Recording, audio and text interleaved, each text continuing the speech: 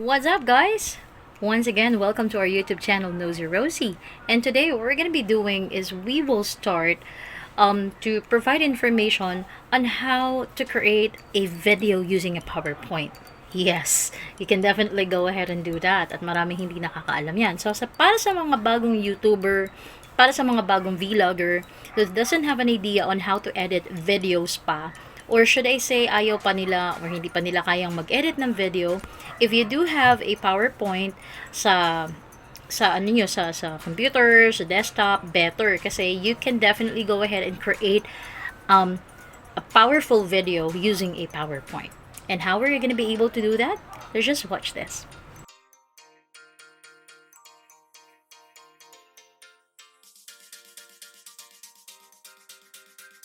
Go ahead and record my screen. By the way, guys, it doesn't necessarily need that dapat naka-Office or Microsoft Office 365 ka. If you do have a PowerPoint, I guess Microsoft Office 2016, that's okay because it has a capability to create video, and I'm gonna show you how to do that. So for the meantime, let's just go ahead and create a blank presentation. So as you can see here, this is a blank presentation. So kung gusto niyo maglagay ng picture, let's say katulad ng mga nauna kong video dati, yung mga inspirational video ko, I edited those sa PowerPoint, believe it or not. And how did I do that? Just watch this, okay? So first, if you do have already pictures on your file, all you have to do is go to your pictures, or should I say to your downloads. So I'll go to my downloads, and then let's say meron ako ditong this is my logo. So from there, you can go ahead and stretch that, or meron din mga design ideas na binibigay dito si PowerPoint sa gilid. So if you would like to use it, you can definitely go ahead and use it. So for the meantime, I can go ahead and use a stretch logo of mine, which is our logo, Knowsie Rosie. So let's continue. And then of course, if you would like to add some sort of text here, you'll just have to go here, insert.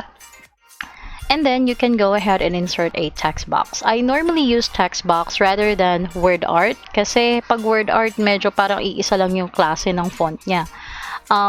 Or hindi naman iisa pero kaunti yung choices. Unlike kapag text box, I will be able to edit the font, I will be able to edit the color. So it depends kung ano yung gusto mo mangyari, all right? So using a PowerPoint. There you go. So, nakikita niyo naman yung font itself, this is not a font that I love para mag-blend dun sa klase ng font na meron yung logo namin. So, I'm gonna choose a different one. So, probably, siguro mga simpleng font lang like this. So, I can have this. You can also go ahead and use this. It's either lalakihan mo yung font or liliitan mo. Pwede rin naman dito, i-adjust mo yung number. So, I normally use this kasi mas madali makita. Ayan. So, dahil di pa siya naka-center, center ko siya. Ayan. And then, I can also go ahead and change this to probably black will do for the meantime. Alright. So, I have already created a text over an image. So, eto na yon. So, alam naman natin guys, and I don't know if you're familiar what a transition is. A transition is ito yung effect kung paano lalabas yung isang image sa video mo. So, since this is a video, then I will just simply choose, let's say, eto, curtains. Yan. So, charot lang yan.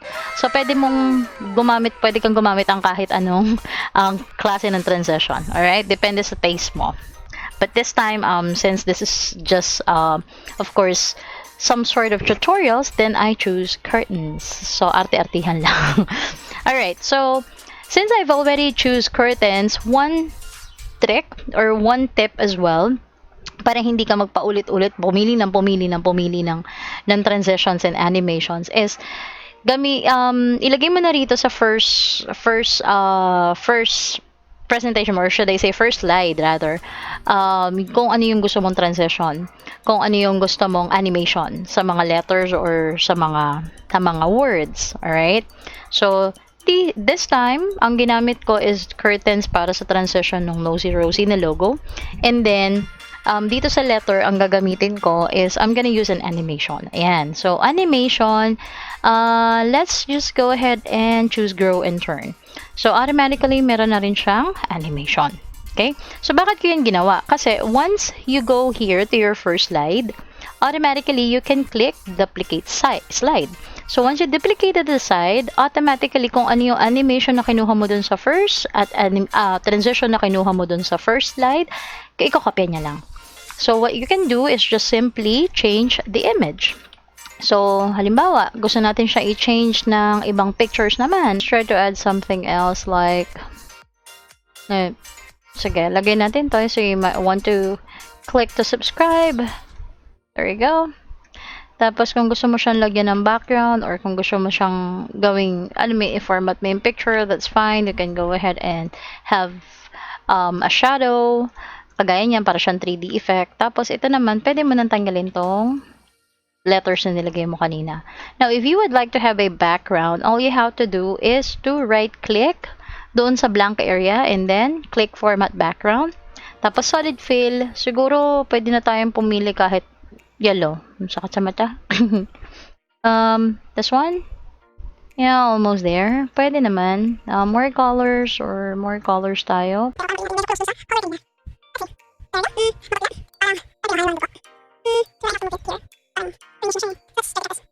Alright. So, meron na tayong background, meron na rin tayong additional image. So, kung satisfied na kayo dyan, so pwede pa rin naman tayong mag-create. Let's just go ahead and duplicate this. Lagyan nyo lang dito, i-drag nyo lang. Tapos, kung ayaw nyo itong tanggalin. So, gamitin na lang natin to. So, lagyan na lang natin dito. Thanks for watching. Thanks for watching. There you go. Ayan. So, mapapansin nyo guys na ang transition yan is also the same with the transition that you had earlier. Transition niya is still curtains. The animation is animation is grow and turn pa din. Alright? So, eto na yon. So, para malaman natin na okay yung gusto yung transition and animation, all you have to do is to click here. Eto, yan. Or you can also go ahead and click or press F5 on your keyboard. So, ayan. Press F5. Nakita nyo, eto na yung curtains natin. Ayan.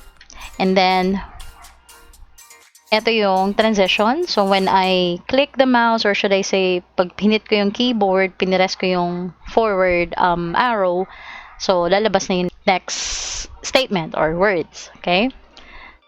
Ayan, ang tarahin natin. Kasi nga, curtain nga yung transition ko. So, ayan na yung next natin. And then, the next one is, thanks for watching. There you go. So, when it comes sa transition, guys, or sa, not actually transition, but when it comes to the timing, it's up to you kung gusto mo yung timing na gusto mo. Pwedeng ikaw yung mag-record niyan. You can go ahead and go here and go to slideshow, tapos pwede kang mag-record ng timing mo. It depends kung gusto mo yung gawin. Pwede rin naman na mismong si PowerPoint yung mag-create ng timing mo. Alright? So, mamaya papakita ko sa inyo yun. So, kung halimbawa gusto nyo mag-record, I'll show you kung paano yan gagawin sa susunod. Pero for the meantime, yung basic lang muna para hindi kayo masyado ma-overwhelm sa information. So, since meron na tayong slides, tapos pwede na natin siyang gamitin to create a video, paano yan, Rose? By the way, guys, you can also go ahead and insert music. You can also go ahead and insert clips and video. Paano yan? Let's just go ahead and try to insert, let's say, an audio. So, I have an audio on my PC. So, let's say, gusto ko maglagay ng ito. Ayan. So, as you can see here, guys, I don't know kung maririnig yun ito. Let's see. Ayan. So, ito kasi ginagawa ko siya play in background. Tapos, para hindi ito makita sa slideshow, ang ginagawa ko, nilalagay ko siya sa likod. send to back. Yan. So, as you can see, wala na yung parang speaker icon. Kasi kapag hindi nyo yung tinanggal, makikita yan sa PowerPoint presentation nyo. Makikita rin siya sa video nyo. So, ito, pwede nyo i-adjust yung volume, of course, kung ayaw nyo na masyadong malakas yung volume. So, you can go ahead and minimize and maximize the volume. It depends dun sa taste nyo. So, for the meantime, siguro gawin ko lang itong mga 1/4 na yan. So, nakita nyo, wala na siya. So, para makita nyo yung mga animations nyo, guys, you can go ahead and go to Animations tab and then click Animation Pane. Para sigurado na magpi-play yung background music nyo, punta kayo dito. As you can see, eto siya, nasa unahan siya. Okay? So, ano yung effect? Start after previews. Ibig sabihin, magi-start yung music pagkatapos na pumasok ng unang-unang slide or yung image. So, you will be able to see that. Okay? So, I don't know if maririnig natin to. Let's see. I'm gonna click my mouse. There you go. So, may music. So, nilagyan ko din siya ng timing. Ako yung nag-click nito. Ayan. Yes, guys, subscribe to my YouTube channel, of course, and in order for you to get a lot of information on how to create videos and make sure that your videos will not be hit by a copyright infringement. Yes, and of course, thank you so much for watching. Pero hindi pa tayo tapos. Stay back. Ayan, okay. So, dahil tapos na to, then we can go ahead and of course, save this. So, save mo lang siya. This PC. Gusto kong pumunta sa this PC. Yan. Ganyan natin. Example. Presentation. There you go. So, na-save ko na siya, guys. So, eto na yung pinakahihintay ng lahat. Kung paano mo siya gagawing video. So, with that being said, ganito lang, mas simpleng-simple lang. Once again, go to File. Ayan. So, pagkapunta mo ng file, rather than clicking anything from here, click Export. Okay? By clicking Export, nakikita nyo guys na ang dami niyang options. So, do not be confused. Just click Create a Video. And ito yung sinasabi ko kanina, kung gusto mong gumamit ng sarili mong timing, bibigyan ka naman niya ng sarili mong pagkakataon to record your timings. Pero kung hindi mo bet yon, kasi minsan matrabaho yun eh. Kailangan mo talagang abangan yung dating ng music, kasi ikaw yung magpapasok ng timing ng mga words or ng mga images every slides. So, it's up to you. Ngayon, meron din naman siyang option na do not use recorded timings and narrations. As you can see, seconds spent on each slide. Ito yung tagal ng isang image or ng isang, parang yung video mo on that particular slide.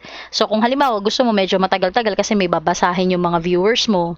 Let's say, katulad ng video ko, mga quotes siya, inspirational quotes. Medyo tinatagalan ko siya ng konti just to give time to those people na nagbabasa ng quotes nung video ko. It's up to you guys. Ako, ang gagawin ko lang, since this is just a sample, gawin ko lang siya na seconds spent on each slide is 5 seconds. Okay? So, and then, hit create video. Ayan. So, example presentation, video na yan. It is no longer PowerPoint here. It is MP4 video na, as you can see as you can see sa file type. So, hit save. And makikita nyo dito sa ilalim, creating video example presentation.mp4. Alright? There you go. Tapos na siya. So, ito na yung moment of truth. Moment of truth. Kung na-save ba siya as video. So, syempre, pupuntahan natin siya doon kung saan ko siya sinave. Let me just go ahead and go to that part. So, sabi ko, example presentation. This is the MP4 file. And you're ready to see how it became a video. Watch this. There you go. Ayan na yung video ko. So, meron din siyang sound. There you go. So guys, do not forget to subscribe. We really appreciate your time watching this video. And at the same time, I hope may nakuha kayo rito and makatulong din ito sa inyo bilang isang starter YouTube creator, vlogger. And if you have any questions, just simply place your comments below, or you can also go ahead and send us an email. Alright? So, that's it guys. Ganun lang kasimple gumawa ng video. So, it's all up to you right now kung gaano karami yung slides na gusto mo ilagay at kung paano mag-i-insert ng audio. Sa susunod, tatry naman nating mag-insert ng video or ng clips. Okay? So, that's it. You don't have to actually spend a lot of time checking, or should I say studying on how to edit videos using video editor for now, kasi napaka-importante na makapag-upload ka na mas maraming video, and I hope we can also go ahead and help you with that. Guys, if you find this video worthy to be shared, we are blessed to become a blessing, and sharing is caring. Maraming salamat, and we are all blessed. Have a great day.